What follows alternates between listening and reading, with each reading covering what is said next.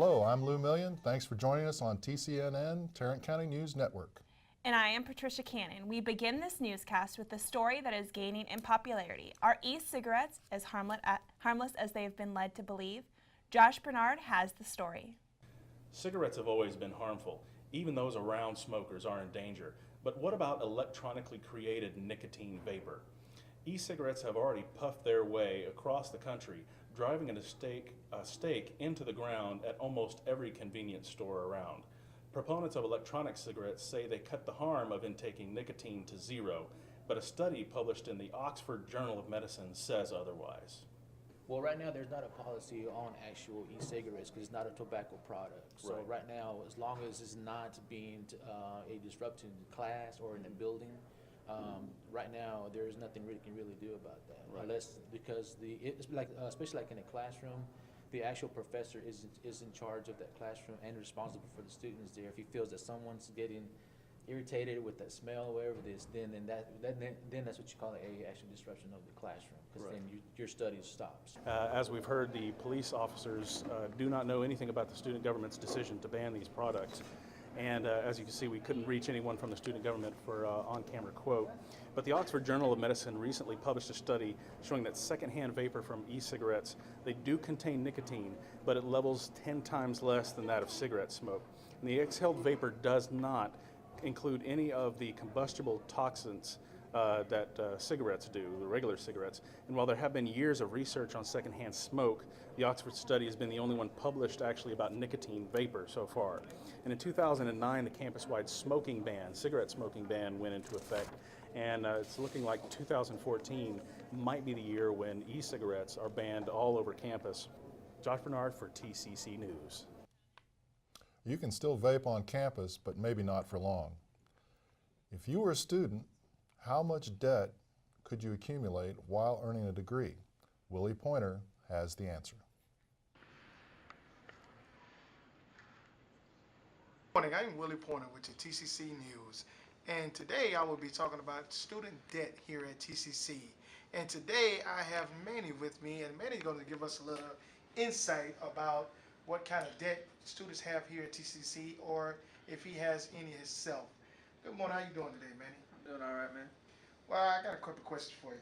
While taking classes here at TCC, do you have any debt, like student loans or bank loans that you have while attending TCC? No, I don't have any debt now at the moment, but I have to pay out of pocket for my classes, if that counts as debt. Okay. Towards the school. Okay.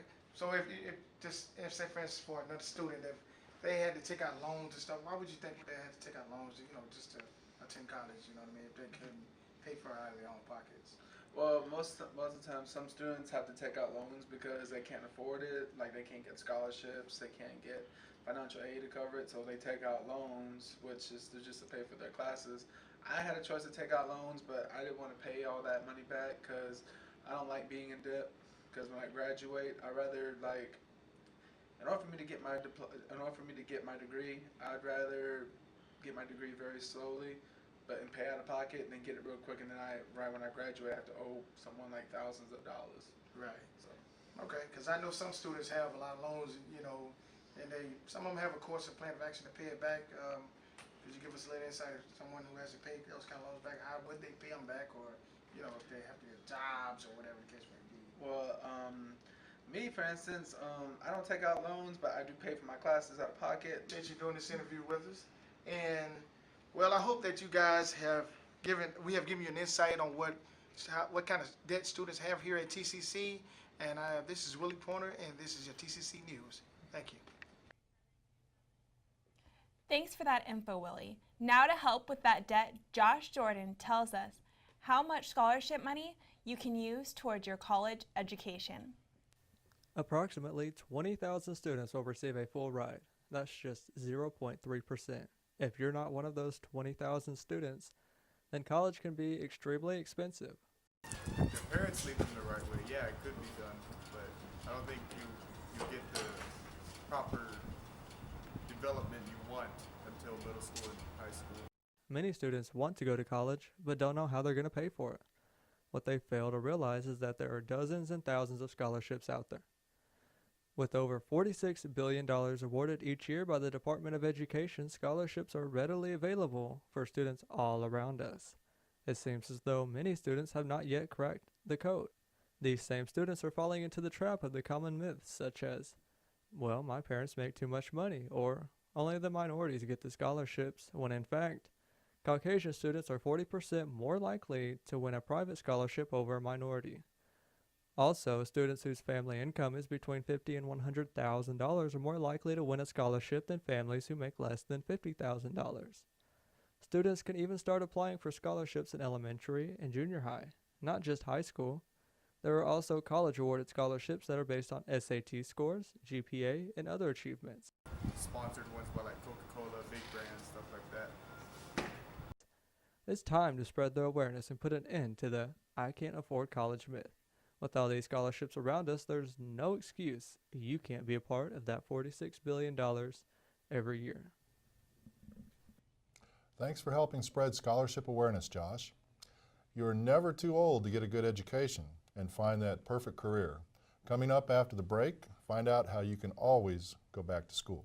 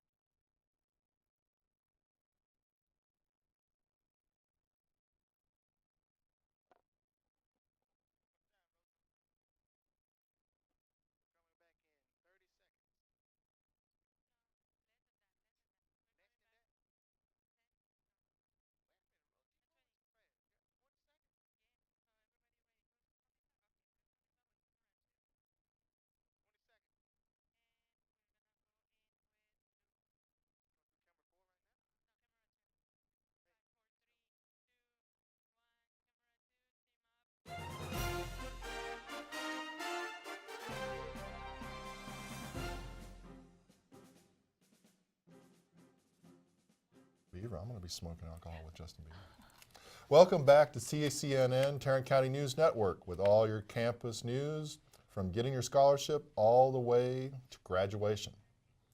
Do you think you're too old to start a new career? Here's Bryce Park with a report on continuing education. It's never too late to learn something new, and a segment of the population is bringing truth to that statement. At colleges across the nation, older adults are returning to school. Some return for personal enrichment, while others return seeking a degree, hoping to make themselves more marketable for future jobs. Dennis McKinney is one such student. He recently returned to college after over 30 years to pursue a career in radio broadcasting. So, how old are you? I'm 57 years old. And how long has it been since you last attended school? I last graduated from Delta State University in Cleveland, Mississippi in 1980, and after that I went into the Army. And what made you decide to return to school? The Veteran Retraining Assistant Program, which is called VRAP, the government has made it possible for all veterans to go back to school and work on their degree in other areas. Do you think young people have any advantages over older returning students? They, of course, are more knowledgeable of the technology because when they were in high school, they had the internet and stuff, and compared to when I was in high school, we didn't have the internet. Dennis currently hosts his own radio program and plans on moving to California to further his career. Good work, Bryce. You can catch Dennis McKinney's radio show, Speaking Sports, every Friday from 1 to 3 on Fishbowl Radio Network. Were you aware that Tarrant County College has its own television station? To find out more, Daniel Arizi talked to Broadcasting Instructional Assistant Richard Neese. Hi, this is Daniel Arizi. I'll be going in right now to interview Mr. Neese regarding the TV station here in Northeast Campus. Let's go in. Tell us your name. My name is Richard Neese. How did the radio station on campus help students that wants to work in this field? At the radio television program, we try to teach, or actually we teach a broad spectrum of skills that can be used in the radio television broadcasting area or the film making. If a student gains those skills before they leave here, when they go get a job, they already have knowledge that's helpful to the place they're going to work. It gives them skill levels that they can take to the job site and put in place and not have to be totally trained from the ground up. So it gives them a better handle on what's going on in the job, and so they know more about what's expected of them and what skills they need. How long has the TV station been running on campus? The TV station originated in the late 60s on the South Campus, and it has been on this campus since probably the late 90s, I guess probably in the early 2000s. I don't really know the exact time, but that gives you a kind of a scope of how long it's been that we've had cable TV run on this station, on this campus. So on what channel can we watch this? It depends on what cable company you're looking at. On Time Warner Cable, it's I think 16 or somewhere in there. I'm not sure which it is on AT&T. So it depends on where you are located. You'd have to look at the channel guide in your location to see where it is. It would be on the government or education channels, however they have it listed. Make sure to check your local cable channel lineup to find out where you can watch TCC television. TCC also has its own web radio station, and it gives students a glimpse into real-world broadcasting. Hi, I'm Isaiah Hutchison with Tarrant County College Radioactive News. Today I'm going to be speaking with Patrick Hogan in regards to the Tarrant County Northeast radio program they have here. Let's go inside and have a talk with Patrick.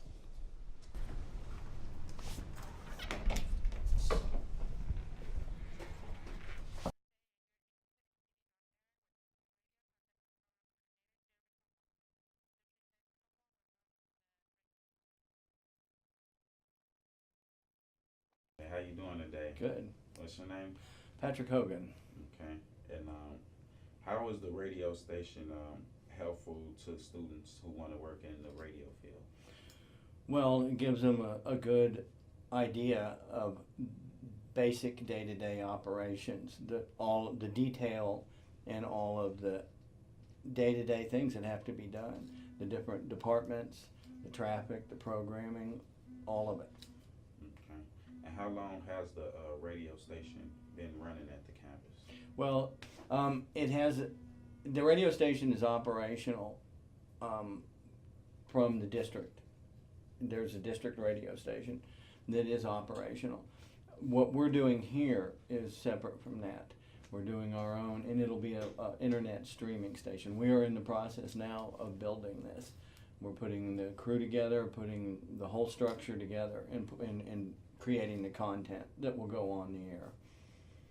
Okay, so is it a specific type of music or any type of themed radio shows? I think it's going to be student produced shows and content. It'll be whatever is approved and the product that the students do. So it's not anything specific. Is the radio station under FCC like regulations? The district station is under FCC regulations. And how can the student get involved in the radio program? I think you get involved with radio experience, practicum. Get involved. I would talk with Jerry, Brittany, who is involved in the radio program, in putting this together. If you are interested in getting on air with TCC Radio, contact the program coordinator, Jerry Zemwald. In other news, imagine coming home to discover your house has been reduced to a pile of rubble. That's what homeowner David Underwood went through last July when a Fort Worth City contractor mistakenly demolished Underwood's house at 9716 Watercrest Drive instead of the home at 9708 Watercrest Drive. Underwood will receive just over $100,000. The city of Fort Worth will be paying more than half the allotted amount, while the contractor and the contractor's insurance will be responsible for the remaining. It might be time to break out the tissues from sniffling and sneezing. To those annoying running noses, allergy season is upon us. The Asthma and Allergy Foundation of America has stated that nearly 45 million Americans suffer from allergies. The AAFA compiles a list every year of the top 100 most challenging places to live with allergies. Last year, Dallas came in at number 23. This year we've ranked 7th. Why the drastic change? Experts say that this winter's unusual cold is to blame. While normally trees, plants, and weeds bloom at separate times of the spring, due to the cold they are all blooming at the same time. So what can you do to reduce your allergy suffering? Doctors say to keep windows and doors closed, use nasal saline sprays and nasal steroids as directed, and always consult with your doctor. Toxicologists say smoking alcohol can be a dangerous way to get drunk, especially for teenagers. The fad first appeared in the mid-2000s, then disappeared. The North Texas Poison Center, based at Parkland Health and Hospital Systems, is once again getting calls with concerns about smoking alcohol and abuse. YouTube is full of tutorials on how to smoke alcohol, which usually involves either pouring liquor over dry ice or making a pressurizer using soda liter bottles, then inhaling the vapor that forms. Just this afternoon, a hotline operator took a call from a school nurse who has expressed concern that a 15-year-old girl was inhaling alcohol. It's the 21st call regarding the trend since the start of 2013. People are urged to call the North Texas Poison Center 24/7 hotline at 1-800-222-1222 with questions or concerns. Are you afflicted with arithmophobia? Don't worry, it's not contagious. It's a fear of math. Maybe this report I have prepared for you can help you with some insight on the condition. Hello, this is Lou Million with TCNN News. I'm here at the Northeast Tarrant County College campus to interview a Mr. Ty Vo, the head of the Math Learning Lab. And he's going to give us some pointers about how to deal with arithmophobia. Today there is a definite thing called arithmophobia. Yes, yes, yes. And it afflicts quite a few students. I think I was one of them. I still am. Do you have a personal element in this? Have you experienced the fear that students have over math? Yes. My philosophy is this. There are two courses of action for fear. One is you do nothing about it. If you do nothing about it, then fear remains fear. But if you change your mind, and if you decided to confront your fear, and with patience, commitment, determination, and support, you can overcome your fear and you can conquer it. Can you offer some advice for those that are afflicted with this dreaded disease? First, you confront it by making a commitment to do it. This is the rule of thumb for college students. Every hour you attend in your classroom, you must spend an average of 3 to 4 hours outside the classroom to prepare for that. There you have it. Mr. Vo offered some very helpful advice for those dealing with this disease. This is Lou Million for TCNN News. And then you. So, do you have a fear of math, Lou? Yes. Yes, I do. That was a very heartfelt news package I did. What about you? Oh, I definitely have a fear of math. I have to go with it every day trying to get finished with this current class I'm in. It's hieroglyphics. Oh, it's a hard experience, that is, for sure. Yes, it is murder. I'm just waiting for the day to be done with math forever. Is what. Yes, never again, never again. Calculators are made for a reason. Yes. That was valuable information, Lou. We will be right back with more campus news on TCNN.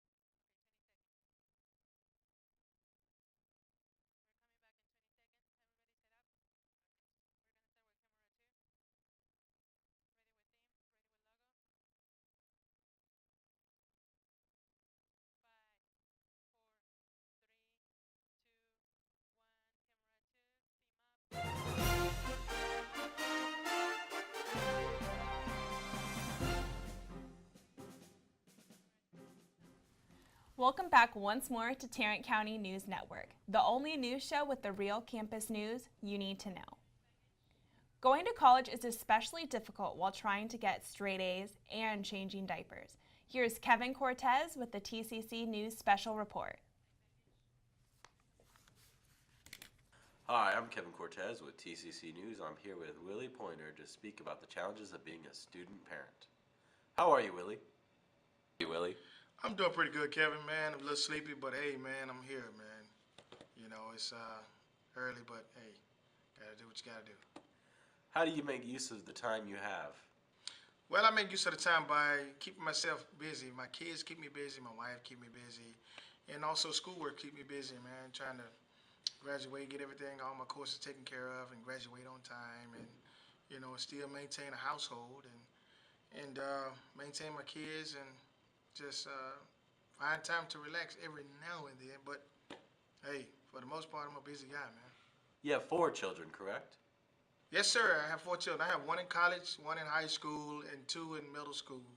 And they actually take up a lot of my time, man, to be honest with you. And I love it, man. You know, it's a challenge sometimes, but hey, we get through it. With finals approaching, what study time look like for you? It's hectic, to be honest with you, but hey, man, I find time for it. I have to because I want to graduate on time and get my degree in radio and broadcasting. So, I had to squeeze it in amongst all the other stuff that I have going on. But, I say on a daily basis, right now with finals coming, I probably cramp in about an hour, hour and a half worth of study time. I'm the type of guy that I'm level-headed and strong-minded in completing all the tasks that I want to complete. But it is difficult at times trying to balance 4 kids, wife, and school. But hey, I'm a determined type of guy, and whatever I set my mind to, I accomplish that, and I don't take no for an answer. So whatever I have to do it, man. That's what I do. Billy. Have a great day. This has been Kevin Cortez with TCC News. Raising kids is a unique experience. That was Kevin Cortez with a TCC News Special Report.